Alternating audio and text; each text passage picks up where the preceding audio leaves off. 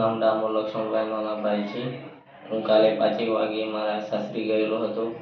સવારે પરત ફરતા 10 વાગે આવ્યો તો ઘરે આવતા કમાડ ખોલી જોયું તો મારા મમ્મીની મરેલી હાલતમાં લાશ જોવા મળી. અને હું રોતા રોતા બહાર નીકળતા મારા પપ્પા બહારથી પાછળના ભાગે આવી ગળામાં કવાડીને ઘસી પોતાની હત્યા કરવાની કોશિશ કરી રહ્યા હતા. તેથી મને ચક્કર આવીને પડી ગયેલો. ત્યારબાદ પોલીસને જાણ કરી. પોલીસ આવી, ગામના લોકો આવી અને હોસ્પિટલે મોકલ્યા હતા મારા પપ્પાને અને મારા મમ્મીને પોસ્ટમોર્ટમ માટે દવાખાને લઈ. કોના સામે ફરિયાદ નોંધાઈ? મારા પપ્પા સામે.